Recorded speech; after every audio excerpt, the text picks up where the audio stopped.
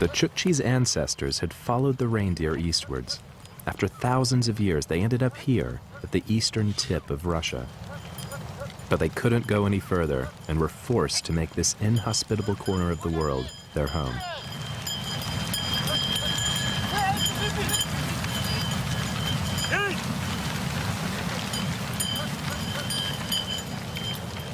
The ebb and flow of Chukchi life is determined entirely by the reindeer that they herd.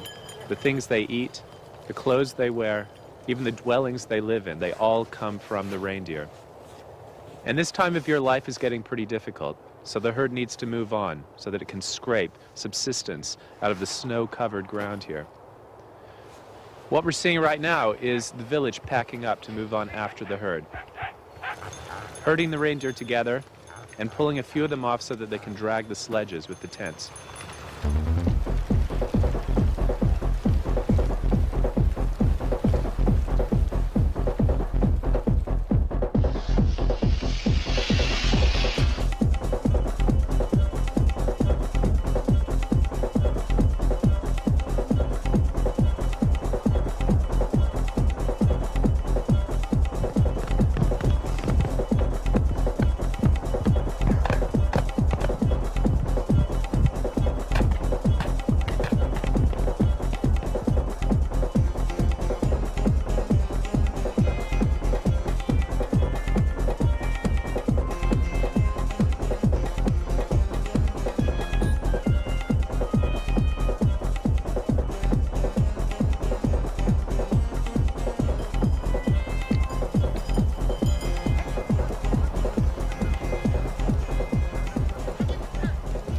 Victor and his family are moving off, following their reindeer to new pastures, living proof that humans can adapt and survive in these extremes, and a lesson in just how little we really need to get by.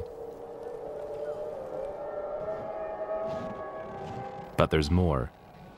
My genetic trail tells me that around 15,000 years ago, a tiny group of these Chukchi's ancestors survived to make an impossible leap into the New World.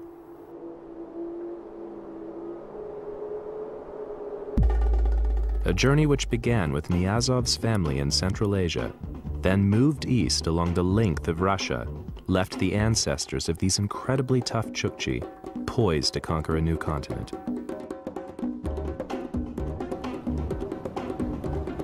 But there was a seemingly impassable barrier to their route. The frozen reaches of the Bering Sea separate Russia from the Americas. We're here at the Bering Strait, and it is unbelievably cold here. Clogged with ice for about 6 months of the year. Not even an icebreaker can get through.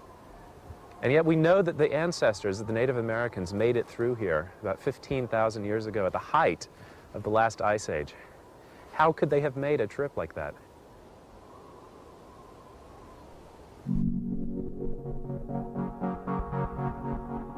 I followed the trail of the first humans from Africa to the eastern tip of Russia. I've met their descendants, the Chukchi. But blocked from reaching America by the Bering Sea, I can go no further. Yet I know the blood of these Arctic herdsmen connects them to Native Americans. How did they get there? In an ironic twist, the ice age that drove us out of Africa now provided the Chukchi's ancestors with an escape route. As temperatures fell and sea levels dropped, a new landmass called Beringia was exposed from beneath the Bering Sea. This new land connected the Russian Far East to Alaska. The reindeer headed for new pastures. The few survivors followed them, taking mankind into uncharted territory, into the New World. The sea level was very much lower. About, you could build a 40-story building, to tell you how much the sea level had changed. But they couldn't go very far. They were sort of stuck in northern Alaska because of all the ice. And behind them, things weren't much better. As the Ice Age came to an end, sea levels rose again, marooning the first Americans on a tiny pocket of land. Yet they survived. An escape route appeared. The first Americans arrived here only about 13,000 years ago.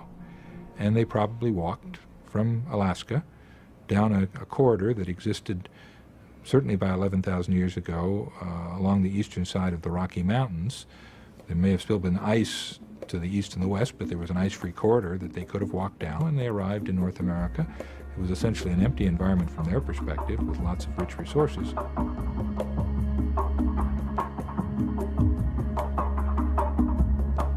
A journey that had begun in Africa, divided in Central Asia, had now reached the last continent.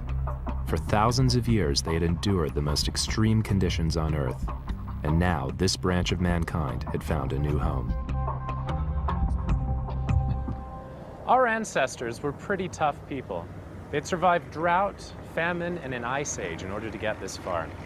Yet our genetic results tell us that the first group to make it through to the Americas had been whittled down to as few as 10 or 20 individuals.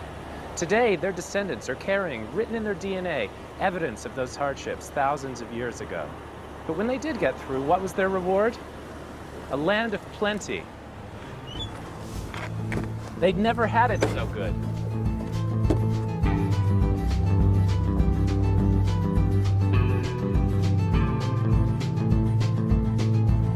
After 10,000 years of struggling through the tundra, these Arctic hunters hit the jackpot. As the ice gave way to the rolling prairies, they found a new land in which to live and prosper.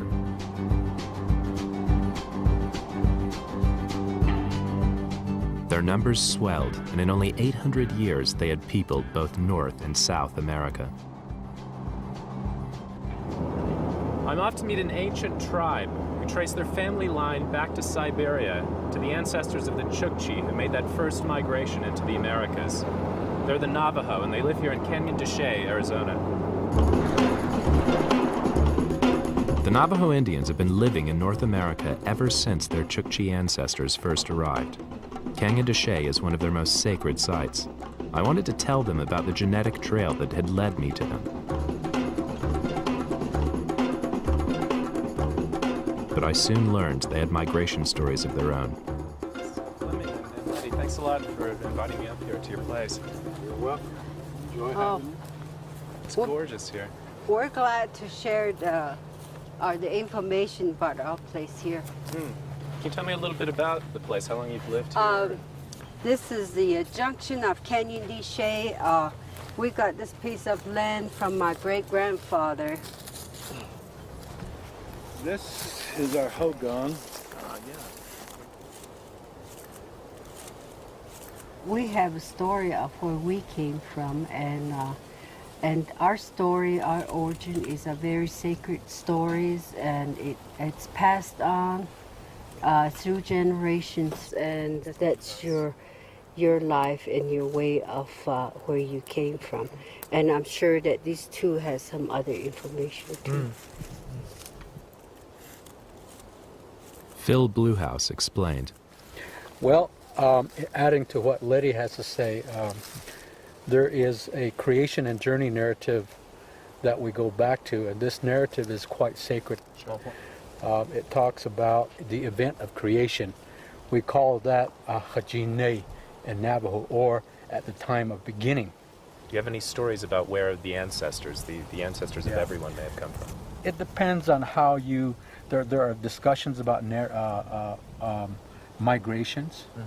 I mean, when we migrate from our mother onto the Earth's surface, that is a migration narrative. I mean, we come from one being to another. That's a migration.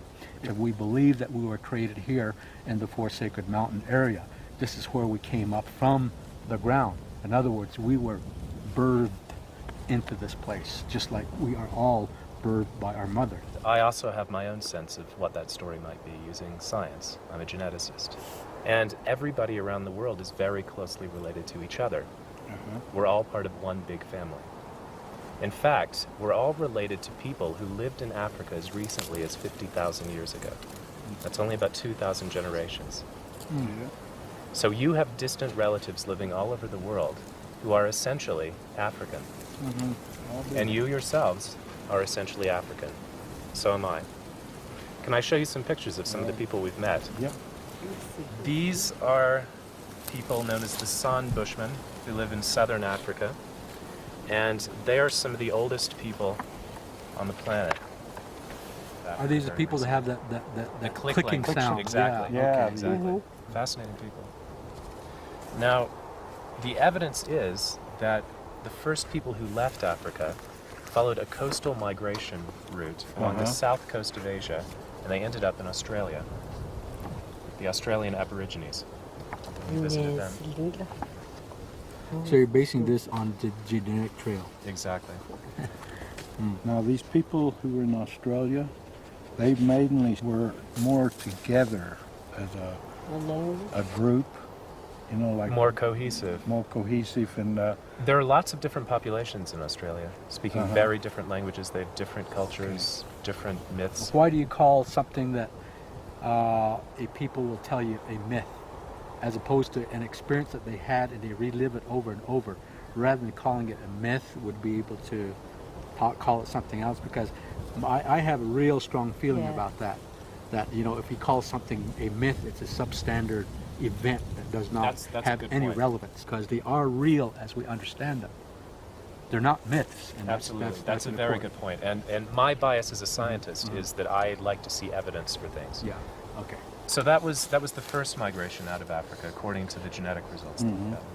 Now the next one followed a slightly different route, one that went inland. I'm getting pretty good at this. And Of they course, ended up it in helps that I Central brought the Asia. family album along. And this man is a direct descendant of a person who lived in Central Asia about 35 to 40,000 years ago.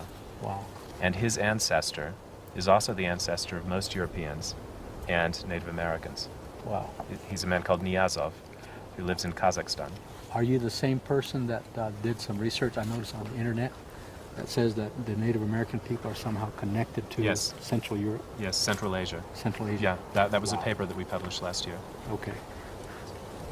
That's good to know. What do you think of that? You know, and I was looking at a book from people from Central Asia, and I saw my cousin Emmett and Abraham, Auntie Grandma Buggy, and I said, my God, I got family over there in Central Asia. These were the like Mongolian this. people. yeah. They're Central Asians. Yep. Oh, yeah. That's it right there.